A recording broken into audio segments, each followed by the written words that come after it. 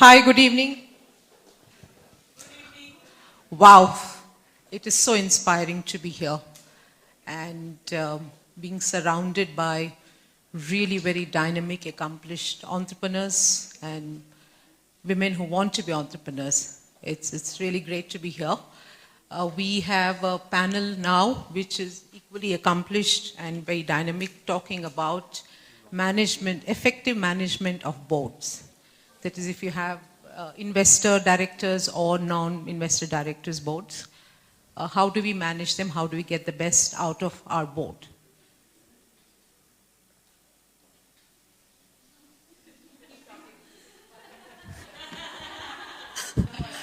Yeah, I think one of our panelists is redefining the lingerie market in India. Please welcome Richa, founder of Zivame. Swati, who's redefining how consumers optimize their cash purchases with cashback. She's the founder of Cash Karo.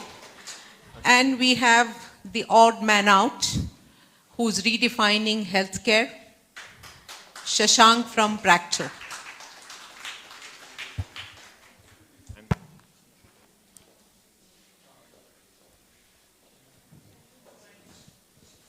Yes. Yes. So we have 30 minutes, so we will just quickly, briefly, if you can share your board experience in the sense how many board members you have, how long have you had them, just briefly so that people get a context of how many people you're dealing with, each one of you. Sure. Hi, I'm Richa, and I have 5 board members, investor board members on my board.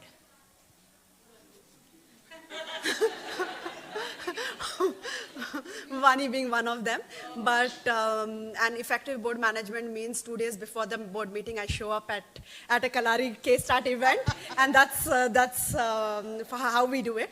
Our company has been 4.5 years into existence, and I think we were just having a chat 30 minutes back, and from where I was in my first year, where I was exasperated and said, how do I do this? How do I deal with all of this? To now where I have a certain sense of peace in the way I look at my board members and in the way I manage them. I'd be happy to share some of my experiences. Swati? Hi everyone, I'm Swati. I'm the co-founder of CashKoro.com. We are India's largest cashback and coupons website, so I'm sure all of you shop online. So next time if you visit any of your websites via CashKoro, you get extra cashback from our side. That's my pitch for the day.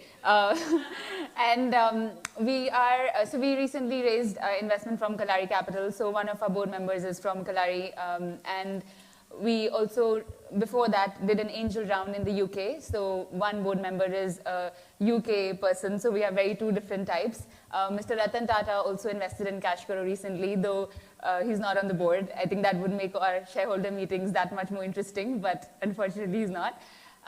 For us, obviously our journey is shorter than some of the other accomplished panelists here. So my experiences haven't been as maybe as eventful, so to speak. But for me, it's never really been as much about managing the board. It's been more of a relationship that you have with people who you think can help in your business.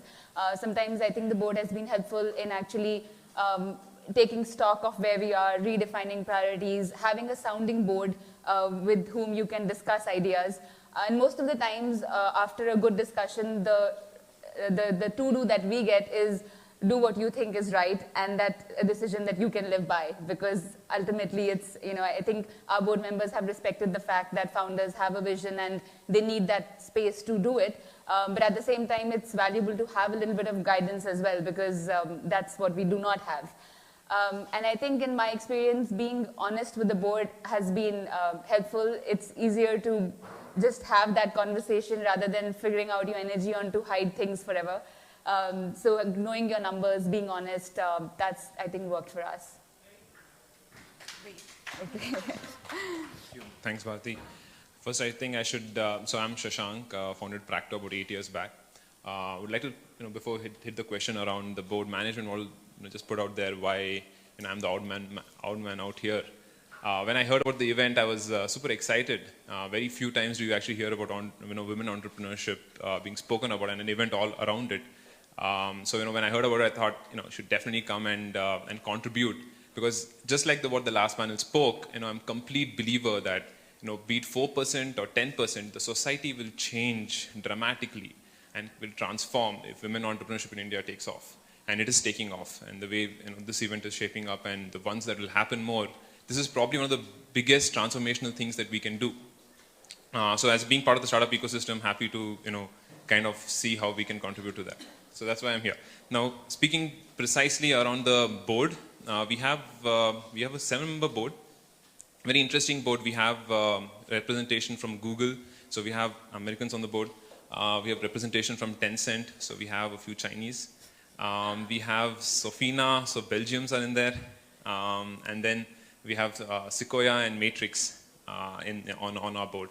Of course, out of them, some of them are observers. And one thing that we have done very effectively is the founders control the board. That ensures that even though we have all the opinions on the table, it's end of the day, we try to optimize what's good for Practo and do that.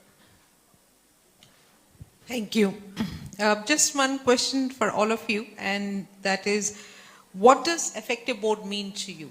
And what should you, and some entrepreneur sitting here she's looking for investment, what should she expect from her board?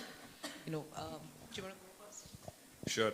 I'll just tell a quick story around one incident that happened, and probably through this explain what effective board management means. So we've, overnight I met one of our competitors in the market.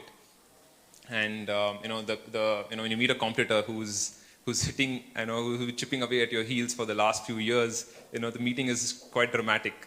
So we had this meeting, and somehow the meeting went really well. And before you know it, there's an acquisition opportunity right on the table after 4 hours of talking, and there's a potential match that can happen here. And that's when effective board management happens, when give your board members a call at 2 in the night saying, hey, listen up. There's a really exciting opportunity where probably we could, what we thought was a competitor, we could probably acquire them. And we need to act fast. So can I meet you now at 2 in the night? Of course, the board members are like, sorry, 2 in the night just doesn't work. So I'm like, okay, 6 in the morning then. Because I need to work on this as fast as I can to make sure that this is the right thing for us. So 6 in the morning, I'm there, holding a board meeting, and that's what I believe is required from every board member. Required for them to be there when you need them. Doesn't matter if it's 2, but doesn't matter if it's in the midnight, doesn't matter if it's early in the morning. Do things, as if they are a co-founder in the company, and that's how the board members need to be, and that's how reactive they need to be. Doesn't matter what big a name they are, doesn't matter, how big a fund they manage. It's at that point in time what's good for the company that they should be actively involved in. That's one quick snippet of how we run a couple of board meetings at Practo. Apart from which, I think a couple of quick suggestions on being an effective board is trying to see if the board can be a good sounding. I think one thing I've learned in running effective board meetings is, give a quick half-an-hour update, but don't make the entire board meeting about the update. Pick up 2-3 topics that you think you can take out of the meeting and question the board members. Many a times we feel we need to impress the board members. And so we have our decks prepared for 30, 40 slides, and we're like, I want you to see all of these slides, right? And because of which we run through 3 hours very fast, and we're not able to take their full inputs on how they can help us. So more than that, better thing to do is to give a quick update and probably even send the deck a day in advance so that they know what your numbers are like, and use the board meeting to pick up 2-3 topics. And I see Indian entrepreneurs especially being afraid to ask questions from the board members. And the board members are supposed to answer them. The board members are supposed to help you. And they are supposed to help you and be there, and they're supposed to be coming prepared, and they're supposed to come and help you. So a couple of days in advance, what we do is we send out an agenda, we send out our deck, and put up 3 questions that we think are supremely important that need to be answered. Not by the entrepreneur, by the board. So it's homework for them. And that helps us a lot, and thankfully we have some fantastic board members who come into the meeting and and are able to help us out with our questions. Richa, since you have many more investors on and do you want to share what effective board means to you? And Yeah, I think it's about Vani is not here. Yeah, no, And nobody is recording, right? that I don't know. But no, I think it's about actually aligning towards the greater success of the company and the business. And with every year that we have seen, our goalposts have changed. Strategically, we could have a very different point of view in the second year versus in the first year. And what is important for an effective board is also to understand at what stage the company is. And they have to also evolve to start giving guidelines or even their ask from what they expect from their investment could also change basis what state the company is. And that has to all come together. And what I know is what is a dysfunctional board or an ineffective board is where people have different agenda. People are not aligned to the greater success of the company. And sometimes it's just that because you have different board members who are coming representing different investors, different geographies, etc. They all have different points of view.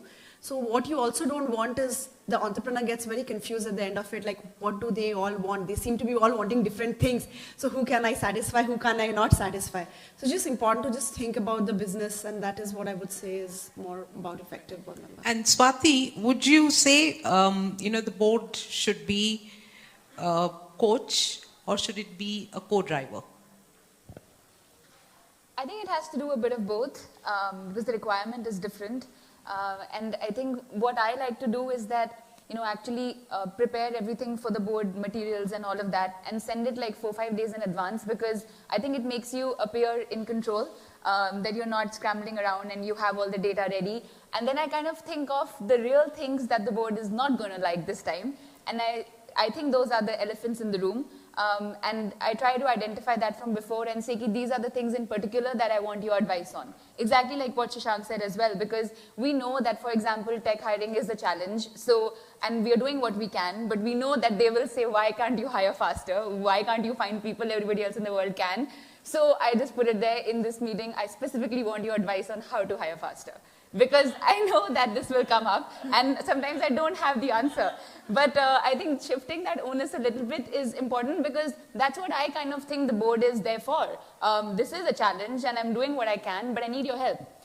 So I think it's about identifying, because everybody has a different requirement. Sometimes we want people in our board to be a little bit of that Jerry Maguire kind of Mr. Connections, that I need your connections, open up your network, we need these things. So I think something that we were not doing enough earlier was to ask and to talk about our challenges openly, but we do that now.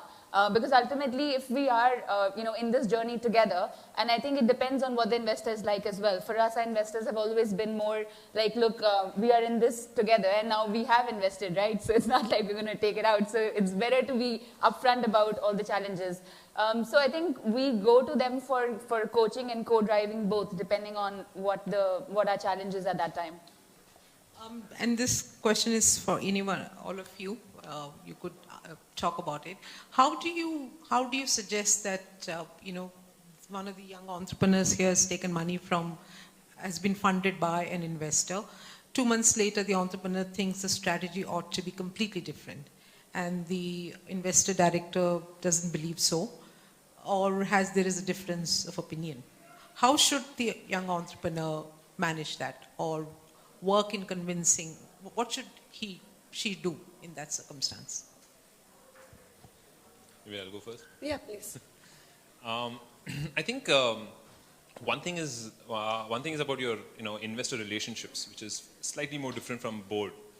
It's very critical that when you are selecting your investor, that you select the investor it's more important to select the right investor for you than the amount he's giving you.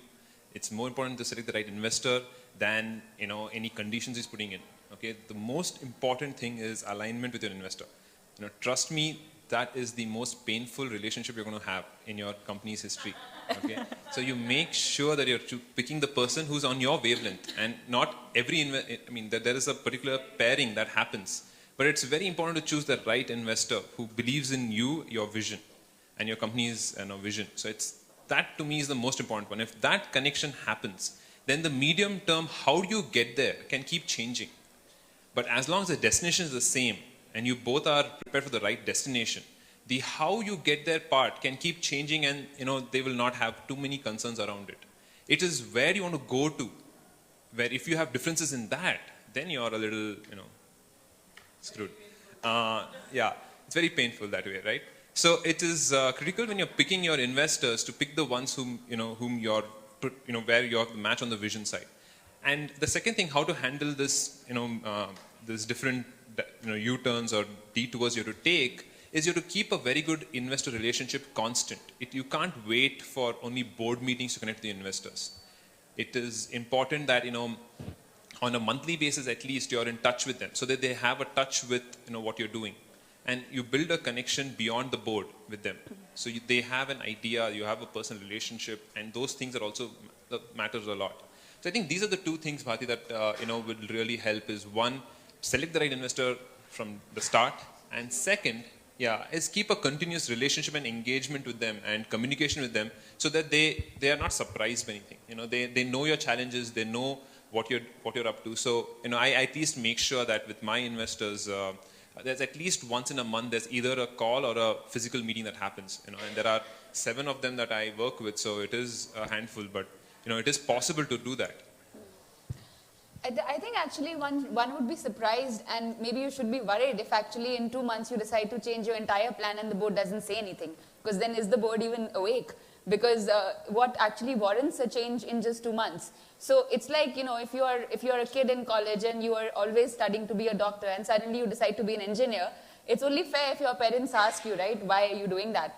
So I think it's fair that it warrants a conversation, and at that point maybe it's good that rather than it being an impulsive decision, it's important that the entrepreneur is again going to go through the facts and the business model and the data around that change in decision, and as long as that makes sense, there shouldn't be a disagreement. And Richa, how do you manage how do you manage conflicts amongst the investors? If there are, you have 5 investor directors, some of them may.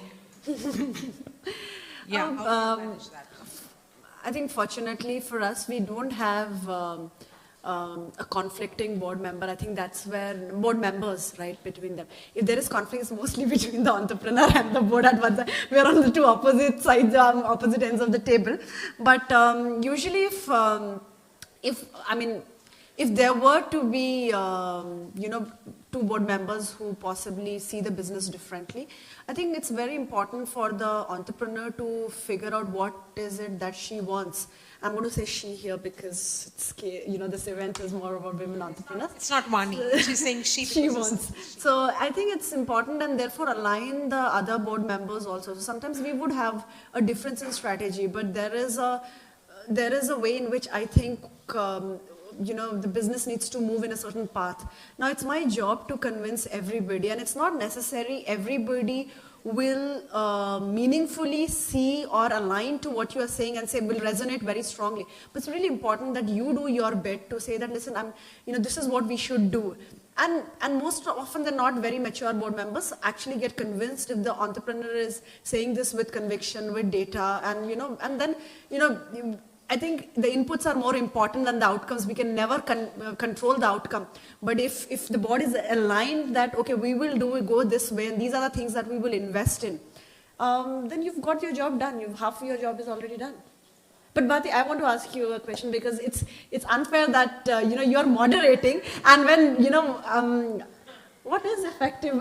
She said before that I don't like the word managing a board, and I'd like to understand from Bharti, because I'm sure you've seen enough conflict where you said, how can you ever work with this entrepreneur?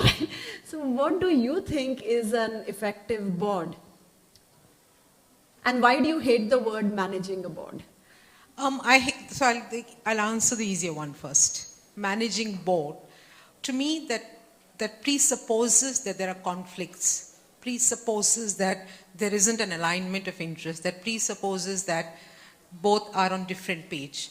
The moment we are an investor in a company and we are there as an investor director, we are on the same side as the entrepreneur. We have same alignment of goals, which is growing the company and creating a sustainable enterprise for all parties. It's not just for one stakeholder, because I don't think you can ever create a sustainable company for one stakeholder, whether it's an investor or an entrepreneur or employees. It doesn't work. It has to be a win-win across all stakeholders. So I think that's why I find it hard. I struggle with this statement, managing, because you shouldn't be managing, right? Everybody's on the same page, on the same side. Two, I think for me, I'm on the board, so you'll have to ask where I am on the board, whether I'm being effective board or what it means. But I think what I have seen is very often the entrepreneurs view the board meetings as a report card, and a personal report card. It's never a personal report card. It's never personal, it's never a report card.